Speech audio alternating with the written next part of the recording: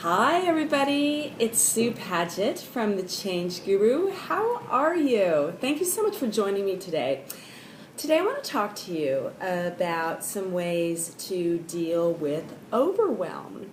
Overwhelm, in case you're not sure what it is when it feels like the world is completely crashing down on you. You've got so much going on and you just do not know where to start. And it literally can spin you out. You know, you can feel like you're almost paralyzed. You don't know what to do. This is something that happens to all of us. I think it even happens to Madonna. See, I've got my Madonna t-shirt on. It happens to everybody. The key is to know how to manage it. I'll share with you how I deal with overwhelm because I tend to go through periods where I have so much on my plate and I just don't know, I can't see the forest through the trees. This especially happened to me the other day. Some of you might know I've gone back to school. I'm a uni student. I'm in my third year of a psychology degree. And this last unit that I have, the unit that I have going on right now, is cognitive behavior. It's really, really fascinating, but it's also so full on. It's just like hundreds of pages of reading every single week. There's 5 million videos to go through. There's a million different exercises and lab reports to write, and statistics, my favorite thing not to do. So there's just so much going on with it. And the other day I just looked at the unit outline and the things that I had to do that were due each week. And I just started to feel that feeling of overwhelm and just like, oh my God, where do I start? So I employed my strategy, and here's the 3 things that I did. First thing that I did, I just kind of wrapped my head around what the issue was. So your thing might not be going to school. Your stuff might be, you've got a pile of work going on, and maybe you have emails that are overdue, or phone calls that are overdue, or all kinds of obligations and just all swirling around, or maybe you've got a lot of family stuff going on, or maybe you've put off doctor's appointments, whatever. You've got a pile of stuff on your plate. So I just pretend like I'm on a helicopter, and I just take a bit of, I get a bit of an idea of the lay of the land, I just try to figure out, okay, what is on my plate right now? Just get an idea, okay? So I get the gist of it, and then I walk away. And I move energy. So I looked at that thing. I looked at the outline of what was due that week. It was just like, oh my God. And I just said, okay, I've got an idea of it. I'm going to go take a walk. And I went for a walk, and I just cleared my head.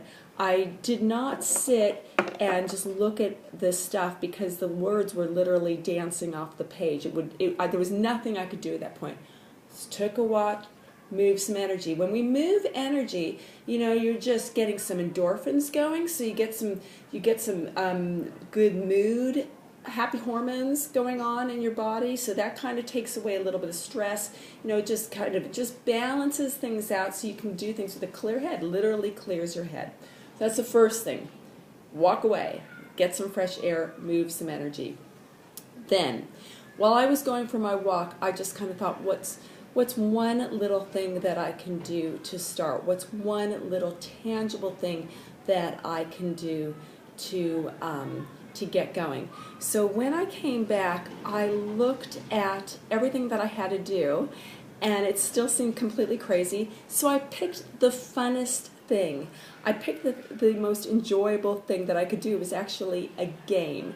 It eased me in to what I had to do, and I just kind of got into it. In turn, it helped me kind of be able to identify other parts, other assignments, and things like that. So there's a school of thought. Some people say, tackle the most challenging thing. But I say, just go for the easiest thing. Just start. It's just a matter of just starting. And so I started with the fun thing. That, interestingly enough, and not surprising because it happens every time, opened the door. It gave me, again, more energy to go and to start moving into other areas till, eventually I started to get a handle on it. Then Number 3, and this helps immensely, and that was writing everything that I had to do down. Really just kind of putting my study plan into place. When you make a list, and I've said this before and it's so powerful, when you make a list, when you get everything out of your mind and literally onto a piece of paper, it's like someone has, taken a weight off your shoulders, and you find it's kind of, there's something about seeing everything that you need to do. There's something about that you can easily start ticking things off your list. So funny enough, that mountain that seemed so nuts for me when I first looked at it, I've been able to start chipping things away, and no longer do I feel overwhelmed. That yucky, panicky, paralyzing kind of feeling that when you get, I feel like, okay, I can handle this. So those are my 3 tips for handling overwhelm. They're very, very simple. Number 1, walk away, move energy, get your body moving, try to forget about things for a while, just move, don't just sit there. The second thing is pick the easiest, funnest, most attractive thing on your list of overwhelm. So if you've got a lot of people that you need to contact and you're behind in your emails or whatever, just pick the person who's the most approachable, the funnest, the person who gives you joy, gives you energy. Go for that, the path of least resistance. And from there, it spreads. You find that you can just kind of start tackling the more challenging things.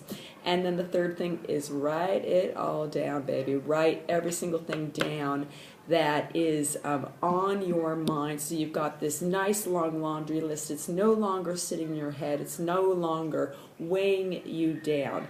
You'll find those 3 ways really help you manage overwhelm.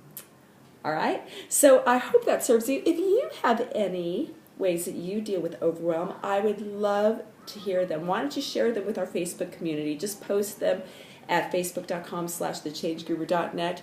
Share it with us, because this is something that we all go through, and your thoughts would be so helpful to others. All right, thank you so much for watching my weekly videos that come out every week. I really look forward to spending some time with you. I hope you have a fantastic week, and bye-bye, overwhelm.